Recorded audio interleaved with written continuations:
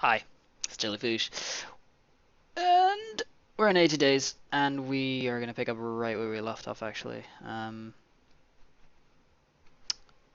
forgotten what the hell is going on. We are somewhere, and we are going to the other place. Oh yeah, cogitated. It's all flooding back now. All right. Yeah, he cogitated. Good. I stopped a passing porter and inquired if he could aid us. Of course I can, sir. The man replied cheerfully, Platform 12 for Atlanta, but you'd better hurry. He's not British, he's American. Don't know why I'm doing, or attempting, a British accent. Anyways, I thanked him. I wasted no time in thanking him. Oh, of course I'm going to thank him. Then dragged my master away from the timetable board, where we caught the train with mere seconds to spare. Alright then. Nah, I don't really care about news. Let's comb our master's hair, or his lush sideburns. We we headed away from Chicago and into the wild wilderness of America. Endless meadows stretched away in all directions, broken only by dense patches of forest. Once I saw a lumbering shadow. Almost certainly a bear. Quickly, why would I look away? Almost certainly a bear, and I gripped my seat with white knuckles until we were several miles further along. We are in a train. Like, what could go wrong? It's not like the bear is gonna stop the train. I have, or even like a bear wouldn't even get close to a train because it makes a ton of noise. Anyways, I have, as I mentioned before, a particular fear of bears. Oh, maybe I should have kept reading. Around the middle of the day, we passed a well-tilled area set with triangular cloth houses. I looked with some interest. It seemed the most uncomfortable place I'll look with some interest. Seeing a few people moving about their village. A child waved at the train as it passed, but their mother quickly snatched their hand down. Then, in a flash, they were gone, erased by the movement of the train. It was day 76. We had barely 100 hours remaining to our... Oh my god, no. We're in Atlanta. We're in America. Oh, I mean, I guess this is the last stop before crossing the sea, but whatever. Alright, the second day on the tracks was most unremarkable. I passed the time playing cards, waiting for my master's needs, in conversation. Alright, in conversation. Hoping to find options for our next journey, I met a charming Irish clerk. Oh, maybe he knows how to get to Ireland. And had a pleasant, if unproductive conversation, whom I quickly abandoned. No. That while it was... Oh, okay. Useless Irish clerk. The wax cylinder should earn us well here. Oh yeah, not one, but oh fuck yeah, two! Haha! Oh man. Okay, we sold that. Wait. Let's see, what have they got? Gideon's Bible. Okay, nothing really that I need. Nah. Okay, so. We have to go to Washington. Maybe here we can get a balloon? 3 days! What the that's in 3 days, it's day 80! No charge, tomorrow. Yeah, alright. There's no way it can take us 2 days to cross the fucking... Oh, no way. Oh, man, I think we're fucked, people. I think we are why do I keep doing that? Alright, let's... Like, guess we should just sleep. Where else could we go? We could go down to Miami, but... no. Here, there's our balloon here. Wait. What? Oh! Shh. Wait, what the fuck is that? Is that a fucking spaceship? Why am I zooming in? It doesn't change anything. Okay. This actually... The 80... Ooh, we're so close! Can we do it? There's still hope. Come on. We can do this. We can still do this. Holy shit. Alright, let's go to sleep. Let's sleep, like, really hard. Because that'll help. Why? No, why did I do that? Go. Okay, fine. Explore first. Atlanta, at the heart of Georgia, is a busy city with construction on every corner. Americans, it seems, do everything by hand. The Civil War had plainly left its mark. Alright. And there, whoa, that's a lot of text. Were no signs of automata or even steam-powered lifters. Instead, work gangs with pulleys, with pulleys and ropes lifted log beams and stone into the place. Still, the mood of people was positive enough. Who's saying? We may not be much to look at today, mister, declared Stanley Goodman, owner of Goodman's and Goodman's. Oh man, Goodman. A curious hardware store, bakery and bookshop into which I stopped to buy something for lunch. But in a few years' time, we'll be state capital, and after that, who knows? Man, he must be like Sean Connery's brother, because apparently he also can't say S. And to what do you attribute Atlanta's great success? You wish to take the federal government, perhaps? We are going around the world. Yeah, we're going around the world. I told him cheerfully. By train? He demanded. I know Europeans are in love with their airships, but they won't last the way. I'm tired. But they won't last the ways rails will. You'll see. You'll run out of hot air, or whatever it is you use to keep the things afloat. You may be right, I concurred. I've travelled by several airships, and I am, shall we say, unconvinced. Too right, Monsieur Goodman agreed. To my mind, shall we say, they stink. Now excuse me, I've got a shop to run. I was impressed with the ambition on display. I bought a hammer and a... Oh yeah, let's get a fucking sandwich and return to my master. Yeah man, it's been good. Been good. Let's sleep. Eat our sandwich, then sleep. Our room was decent enough, but I was sure I would not sleep. Day 78. Oh! With the last hours of the evening, I attended to Missy Fogg. Yep. Okay. Ensuring he was comfortable in tension. Blah blah blah blah blah. Let's go.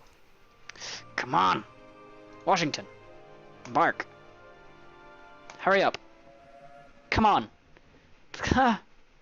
We boarded a fast new train called the Piedmont Airline. For the trip to Washington. The countryside rolled by like an England built on a massive scale. Where trees grew, they formed forests, and where fields stretched, they seemed to carpet the whole world. America is clearly big. To European eyes, it was curiously undeveloped. Really big. One could perhaps spend 80 days simply traveling its length and breadth and admiring the view. Well, it looks like that's what we're doing, because this train is so freaking slow. Come on. Alright, let's come the sideburns. Good. A shaped mustache. Superb. A shaped mustache. Superb. Good. The train was as fast as advertised, and we arrived into Washington in short order without incident. Nice. Okay. Now we gotta fly. Let's fly. Let's fly. What? No, fly. We wanna fly. How do we do it? How do we fly?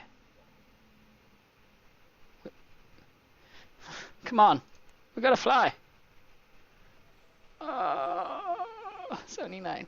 People were somewhat wary of Monsieur Fogg as we roamed the streets of Washington. Several buildings had not yet been rebuilt since the burning of the city by English forces in 1812. What year are we in now? I don't even know. No. It seemed an overprotective reaction. I could understand it. I can understand it. Remembering the terrible feeling of being under attack from my own time and during the siege of Paris. Still, not everyone was cold. A few people were out to make a quick buck, as is right and proper, as seems to be typical for the treatment of tourists worldwide. Yeah, pretty much. Do you want the full tour, gentlemen? Asked Hank Hinberry. Hinberry. A man with smooth dark skin and a fine leather jacket, who strolled up to us as though we were cowboys on his main street, as though the sight of an English gentleman and his battered valet. What? Okay. Yeah, why not? Cowboys. Main street at the strike of high noon. High noon. We are not staying. We are not visiting. We are looking to leave as fast as possible. Yeah, that's exactly what we're doing. Leave? Well, where to now? He smiled. You haven't seen what this place has to offer. And we have not. Thank you, we are not interested. And what does this place have? Alright, fine. Everything, he replied. Is time passing? Spreading his hands wide, Hank leant in closer. Tell me now, he purred. What's your poison? We are unaccustomed to being poisoned. Transportation, I replied steadfastly. We need the fastest way to London. Left the gas on, did you? He juked. The fastest way I know is the airship from New York. From New York. There's also the route via Ponta Delgada. Why does an airship route go to Ponta Delgada? Oh, I want the answer to all of these. Is that airship fast? How the hell would I know? He shot back. Now, do you want to see what this is city after, or are you just wasting my time?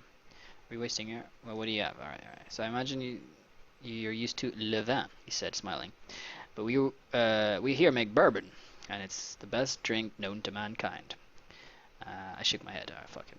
Aki fellas are no hope, Hank replied, then took his leave abruptly. A narrow shave, I suspect, Monsieur Fogg confided. Narrow shave, I suspect.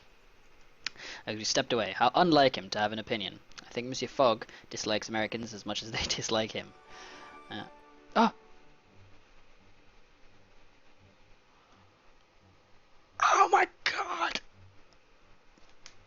Oh, we did it! We found it! We found it! Come on. Could this be it? There's no way we're gonna make it there in time. Oh, wait, what? Whoa, whoa, whoa, whoa, whoa. Oh, whoa, whoa, whoa. Oh, okay. Oh no, time's passing. Okay. How long does this take? Bart, we're gonna Bart. Let's do it. Let's do it. Yeah, higher the... Go. We have a whistle. Listen, my children, and you shall hear how we boarded the Paul Revere for the ride. Forgive me, friends, to the tiny farming island of Ponta Delgada in the middle of the Atlantic Ocean. I stopped the navigator to ask why such a large ship went there. I asked a fellow passenger about the trip. Let's go to the captain, because maybe we can give him that fuel thing. We can give him the fuel so we go really quick. Because we have that paraffin or whatever it is in the bag, in the sack, the paraffin sack. I stopped the navigator to ask why such a large ship went there, and he nodded sagely. I was about to say savagely. Nodded savagely. Refueling, came the reply. And it's a lovely place with it. I don't know where these voices come from. They're just weird. A fair answer. We would not want to fall from the sky. Okay. Converse. Come on. No, not with him. I don't want to talk to him. And there's a regular service to Lisbon. Oh, not to Lisbon. I don't care about Lisbon. London. They can turn Lisbon. Shit. Madre de Deus. Very good, Margaret. Shit. We don't want to go to Lisbon. We want to go to London. Oh, we can fly. Oh, we can go directly. Ah. Shit. Damn it! It's 10 p.m. We got 2 hours. Just how potent is this paraffin sack is what I want to find out. Can it get us to London in 2 hours? If we ever fucking find a use for it. Anyways. It occurs to me, my master replied, as idly as one could imagine, that we are aboard a long-distance airship which is not bound for London. But close to London. I saw the direction of his remark. Oh! And I nodded. I will see to it, monsieur. Very good, he replied, returning his attention to his cravat. Found my way to the bridge. Ooh. Yes, to discuss the matter with my friend, the navigator. You want us to go faster, the navigator said? Is that it? Or go to London? Or both? Can I do both? Yeah, god damn it. Do I have to pick? I know that I can go faster. That's the thing. I know that I can go faster because I have the paraffin. I'm calling it paraffin. Maybe it's not even called that. But we're paraffin. We can try that, or we can go to London, which we don't. There's no guarantee of that. So there's guarantee that we can get faster, but there's no guarantee that we can go to London. But if we choose this, I don't know if I can also then ask him to go to London. And I don't know. Should I flip a coin? Do I have a coin anywhere? I don't. I have no money. I forgot. Okay, let's see if you can. If I ask him to go to London, will I still have the choice of going faster? That is the question. All right, we're gonna do it. Now, everybody shook his head. But what about fuel? Ponta Taglada is where we refuel. I told you that. Ah. Must carry spare.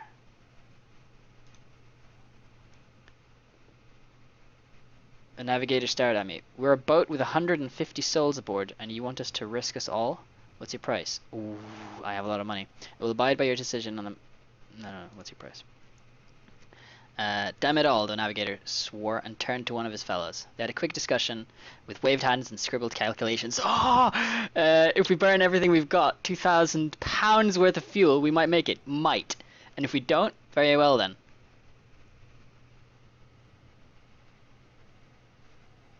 We're fucking going for it. Only too aware of the gamble I was taking. Here's your money. Wait, the navigator said, that's the money to cover the fuel I'll have to rebuy. But I want 2,000 to cover the risk. This is my career if it goes wrong, if not my life. I regarded the man with new eyes. Are you not a gentleman? 4,000, then I agreed. Oh, fuck yeah. I don't care. 4,000, then I agreed, handing over the money. The man's hands shook as he took it, and for a moment I feared I had been tricked. But for better or worse, he nodded. Oh my god, I'm retired to the engine room. We have 2 hours. There's no way. Tomorrow we will either reach London or fall to the sea. Shit. This is insane. Okay.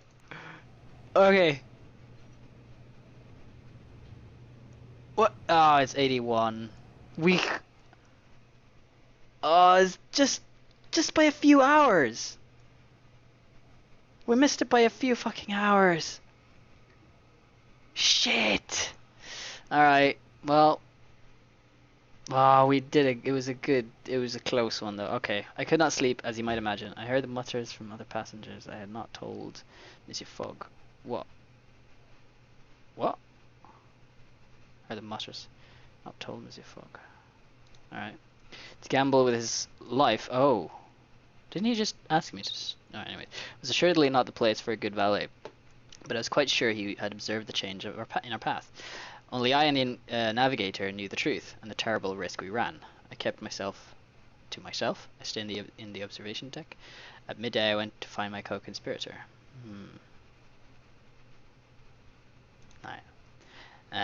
Desperate for a progress update.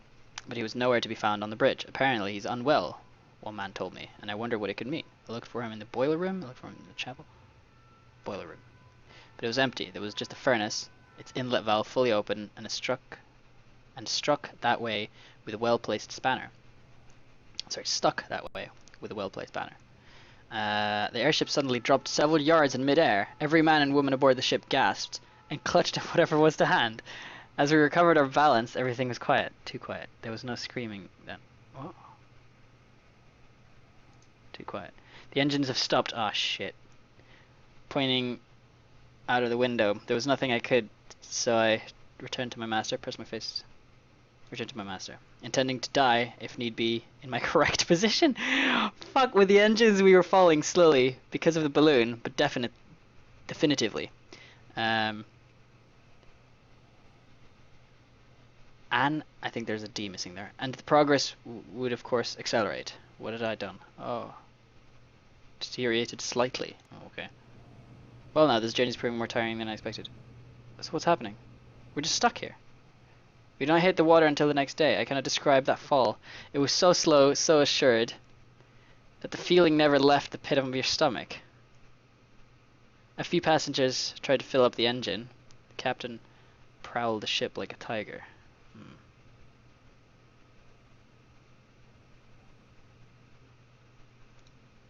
With alcohol from the bar, but then took to drinking it themselves. The lack of panic was almost incredible, considering we were all plunging to our certain deaths. Why can we not use the goddamn paraffin? That's what it's for, right? Only Monsieur Fogg's reaction gave me comfort. We will either die, he stated seriously, or we will not. But I do not see a way to influence the odds. How can you be so calm? I nodded and left him to deliberations. Alright. Let my master make whatever peace he needed to, in whatever manner suited him. Finally, the water right below us. Perhaps we will not break our necks. Surely we should jump.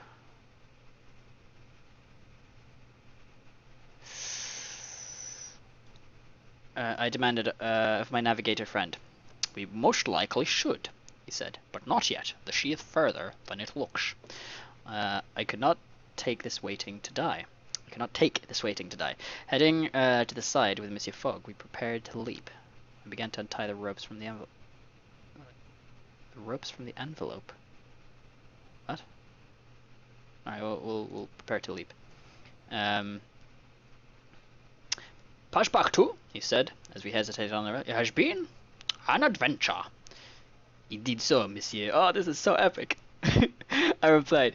And then we leapt into the sea. Oh, shit. Our luggage was gone, of course, and we were alone in the water, a few miles from the south coast of England, as we lay down to sleep. What? Lay down to sleep? Sleep on what? Monsieur Fogg murmured. Today is day 81, Passepartout. We have failed. No. Do not lose heart. Do not lose heart, Sean Connery. Indeed not, he agreed. We must still return home, and as fast as possible. I cannot help this feeling this is most likely you're doing, Passepartout. Alright. At first light we were rescued. A swarm of gyrocopters, flown by the Coast Guard, gathered above us, then scooped us up, shivering, sneezing, shaking, but alive.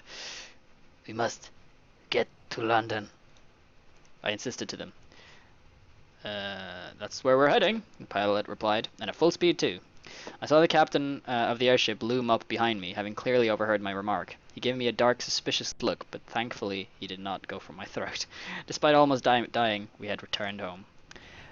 We were so close. So close.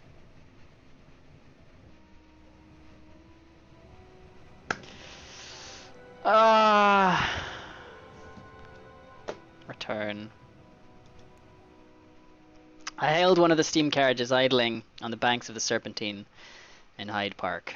To the nearest pub, yes, I instructed. My master shook his head. To Savile Row, he corrected calmly, and turned his face to the window. I have most assuredly lost my wager. Soot and fog thickened the yellow light of the gas lamps as we drove through the streets of London. I think I only truly grasped the truth of the matter then. Hearing the words in my master's uninflected tones. We had lost the wager, and by only a handful of days. One fewer delay, one speedier journey, and we might have returned to London in glorious triumph rather than ignominy. My master entered his domicile with his habitual tranquillity, though instructed me to leave the windows shut up, so that his neighbours would not mark his return. I prepared his supper, and he ate heartily, as if he were not utterly ruined. Passepartout, he began. Yes, Monsieur Fogg. In the silence that followed, I counted up the vast sums expended, the hair's breadth escapes. All the obstacles which we had overcome, and those which had delayed us. As a valet, you have been of indifferent use to me, Passepartout, he said, as though remarking upon the weather. But more importantly, you have circumnavigated the globe as my companion. Despite the unfortunate protraction of our journey, it was no small feat. And what will you do now, monsieur? I asked, trying to emulate my master's coolness and aplomb. My course, Passepartout, Monsieur Fogg interjected smoothly, is fully decided upon. We must attempt a journey around the world once more. Once more, I cried. Indeed, Monsieur Fogg, said implacably, an intent light glinting in his cold blue eyes. But this time, forewarned, warned, and better prepared, we will succeed. Yes, monsieur. I nodded smartly. Monsieur Fogg consulted his ledger and tapped his pen. Perhaps, this time, he said thoughtfully, a more direct route. Journey around the world is complete. Well, it was a fucking awesome adventure. That was great. Man, this game is crazy. Alright, Fogg blames nights of rough sleeping, airship crash off coast of France, and contracting cholera for 81. Yeah, the fucking cholera really messed us up for 84-day journey. The cholera. There are so many cities.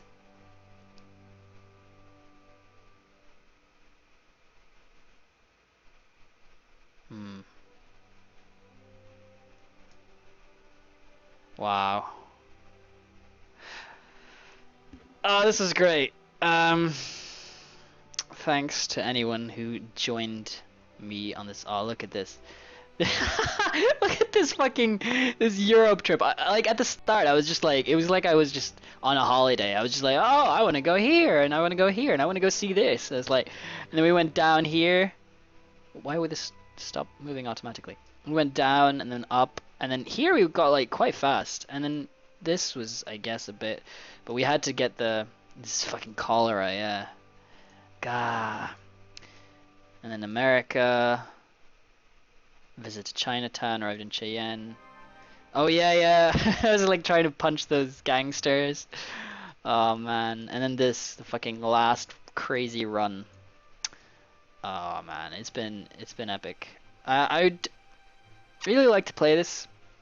I honestly, I'm not going to do another playthrough unless someone asks me to. Maybe then I'll do another one.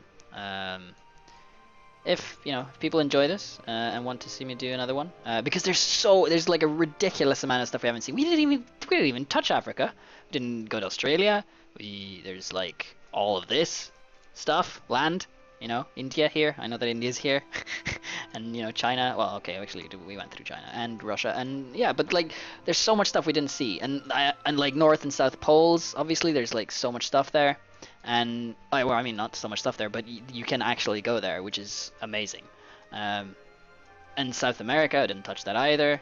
And I mean, yeah, I mean, wait, it says here on one of these slides, it says like how many cities I traveled through of the total possible ones.